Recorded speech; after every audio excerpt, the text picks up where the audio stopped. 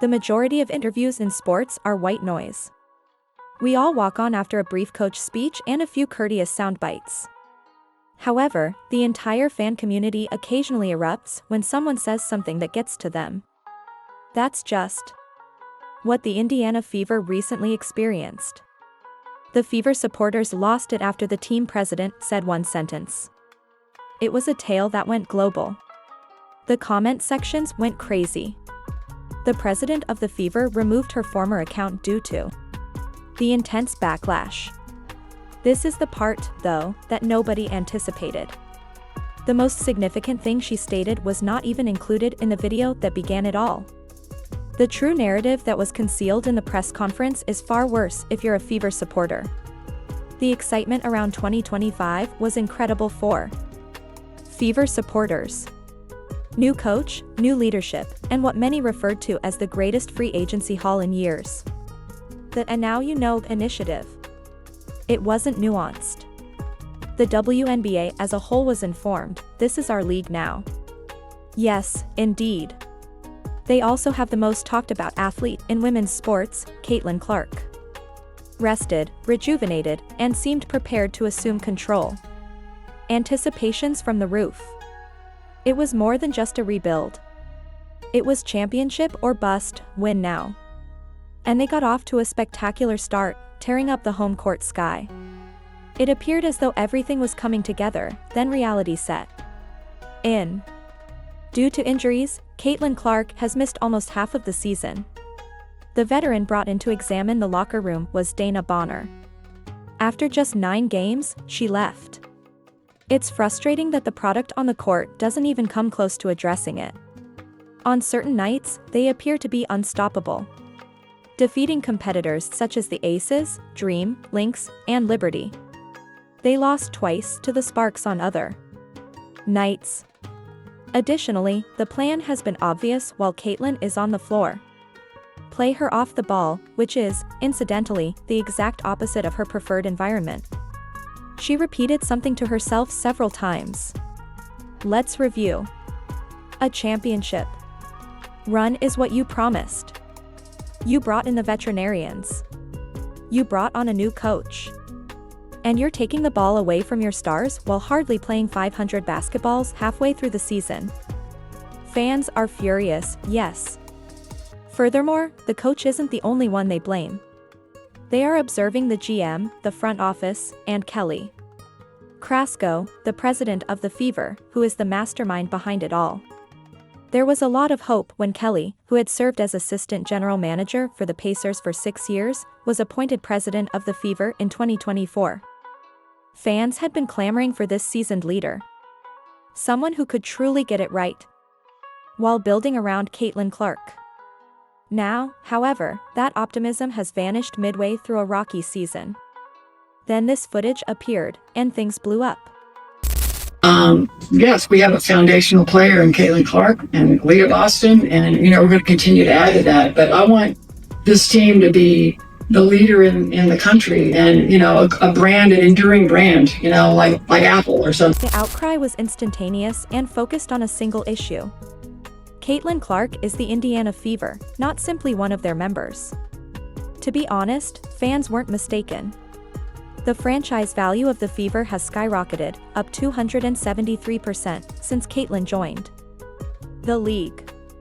They are now the 3rd most valued club in the WNBA, with a $335 million valuation. Indiana had little more than 4,000 spectators per home game on average in 2023. That number increased by 318% to over 17,000 over the previous season. Furthermore, it doesn't end there.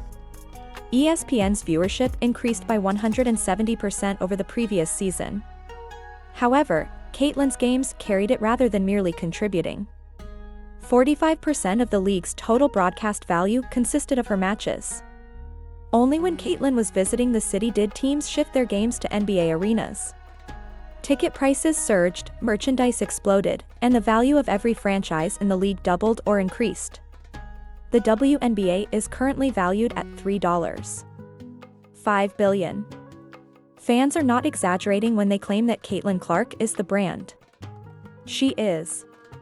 the driving force for the whole league, not simply the focal point of the Fever. Therefore, if Kelly Krasco claims to be creating the WNBA's equivalent of Apple, then Caitlin Clark is more than just the iPad, she is also the iPhone, MacBook Pro, and AirPods. The whole product line is her. You don't keep that product hidden in the break room if you want it to succeed. You give her the reins and let her create, which is her strongest suit. However, that hasn't been the case this season. Despite Caitlin's repeated statements that she performs best while planning the offense, head coach Stephanie White has designed a motion-heavy scheme that keeps her off the ball. There is more to the mismatch than just strategy. It has been frustrating for spectators because, in addition to abusing a generational playmaker, you are also diluting the product when you ask her to wait for non-generational players to perform the hard work. The Fever looks like a team that doesn't know what they have, the offense stagnates, and the games are dull. Kelly's remarks may have been the end of this matter if Caitlin had been given the opportunity to flourish. However, Kelly's remarks came as a crushing blow to the squad, which was failing to find its identity, lingering around 500, and clearly restricting its brightest star. Since the media, rival players, and even some league officials have been questioning Caitlin's celebrity for more than a year, saying that she is overhyped, that she hasn't earned it, and that the league's success isn't due to her. Therefore, it felt like just another leader trying to minimize Caitlin Clark's importance when the Fever president suggested that the team is larger than her. And there was an immediate pushback. It was picked up by Fox News, Yahoo, the Daily Mail, and the New York Post. The most bizarre aspect, however, is the one that nobody seemed to notice. This press conference wasn't recently held. This was from a previous week. Even this season it wasn't. The fact that it was from 2024 somehow exacerbates the situation. I thus watched the entire press conference. You're welcome. And to be honest, Kelly said a lot of things that sounded really fantastic considering the period and the momentum the franchise was in at the time. Supporters had optimism. It had a powerful vibe. Additionally, the Fever received a resoundingly good response on their own YouTube page. In more than 950 comments, individuals praised her as being knowledgeable, professional, and bright, and many believed she was the ideal team leader. Nobody objected to what she said at the time. However, after witnessing the real events, that same news conference has a very different impact. Because there was one statement that is far more illuminating than the Apple analogy hidden in the midst of all the corporate optimism. In all honesty, it should leave every Fever supporter perplexed. So many similarities in Caitlin and Tyrese, primarily because they control the tempo of the game. And we want to play almost identical to the way the Pacers are playing, or maybe they want to play like we're playing. But either way, it's, finding those right fits around a point guard like her is going to make us awfully dangerous. What Kelly described there is exactly what fans wanted to hear. A fast-paced offense with the ball in Caitlin Clark's hands, creating for others, setting the tone that's Caitlin Clark basketball. And just to make sure there was no confusion, she doubled down by saying how attractive Caitlin's style of play is to free agents. I would think that if you are a smart basketball player and you watch the way she plays, you would want to play with her. She, much like Tyrese Halliburton, she gets you the ball in places that you didn't even know you were open. So, all of this begs the obvious question, what happened? Because what fans were sold, a fast, free-flowing offense built around Caitlin Clark, is not what we've been watching. Not even close. It's driven fans and analysts insane. How much grace are we going to give to a coach because the coach says, we're working things out for the rest of the season, we're trying to figure out our identity? Do you want to know what your identity is? You shouldn't need to figure out your identity. You have Caitlin effing Clark on your team. And it's not just the play style. It's the personnel. Because remember, Kelly didn't just promise a system that showcased Caitlin. She said players would want to come play with her, that they'd attract the right pieces to build around her skill set. But let's look at who they actually brought in. Dana Bonner, the seasoned vet expected to bring stability, was gone after 9 games, reportedly because of fit issues. Natasha Howard hasn't been horrible, but she seems to have trouble adjusting to Caitlin's play style. And what is she doing, looking at Caitlyn off and carrying the ball up the floor? She said she wanted to be MVP, and now, rewatching this clip, you have to wonder what kind of role she was promised. The way Indiana came at me with everything they promised me and they keeping their promise, they so. And this is where things start to get confusing, with the entire league watching, with free agents reportedly interested with all the leverage in the world. The president and the GM, Amber Cox, brought in players that either don't match the system or don't match Caitlyn. So, what was the actual plan here? What was the pitch? What kind of basketball were they selling to the players? Why aren't we getting Caitlyn Clark basketball? That question leads to what many Fever fans see as the most concerning part of the whole equation, the coach, Stephanie White. Because if the president says you're building around Caitlyn, you'd think the coach you hire would reflect that vision, right? Someone who'd unleash their full skill set, someone who'd build a system that fits her like a glove.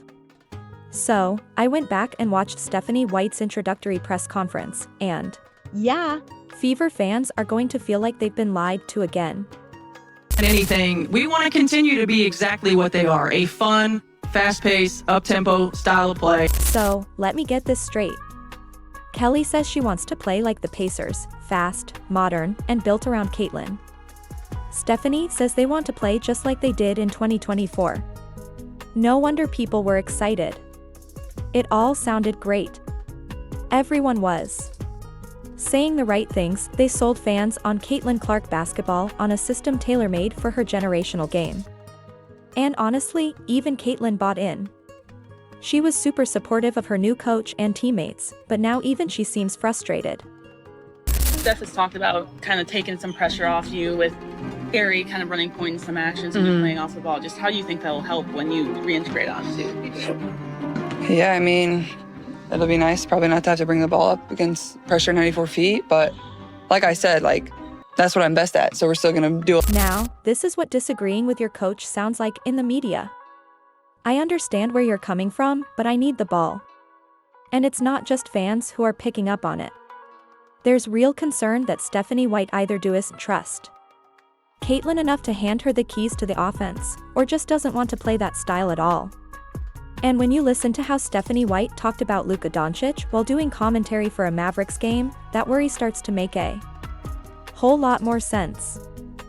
When you see the Mavs just play differently without Luka on the floor, he's a guy who's high usage rate, the ball's in his hands. When he's not on the floor, that ball is moving, it's popping, multiple players getting involved in action, and everyone's stepping up. You can hear it in her voice. She doesn't love offenses that revolve around a single player, even one as gifted as Luka. So, if she didn't love it for Luka, why would she embrace it for Caitlyn? Because that's not what we're seeing. We're seeing a system that keeps the ball moving, just not starting with Caitlyn. A system that values structure over improvisation. And that brings us right back to the clip that set the whole thing off. Let's be clear. Yes, the press conference is 9 months old, and yes, fans were optimistic when they first heard it. But that's what makes it worse. Because now that the clip has resurfaced, we have an opportunity to revisit everything that's been promised.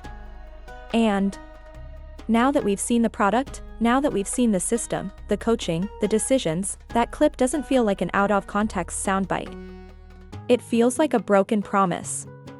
Fever leadership told the world they were building around Caitlyn Clark. They said it would be a fast-paced Pacer-style offense built to run through her. They said they'd attract players who wanted to play her style. They said the coach would bring pace and tempo.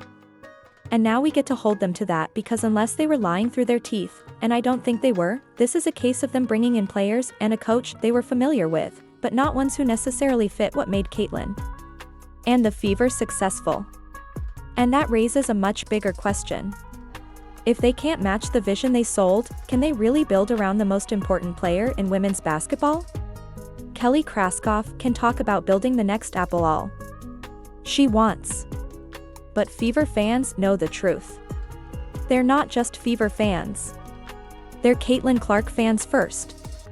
If leadership strategy doesn't work and Caitlyn leaves the Fever down the road, the Fever go back to the dark ages with half-empty arenas. Caitlyn's fans will follow her wherever she goes. the Apple dream is over. That press conference may be old, but it just opened a brand new door. And Fever fans still have every right to walk through it and question everything.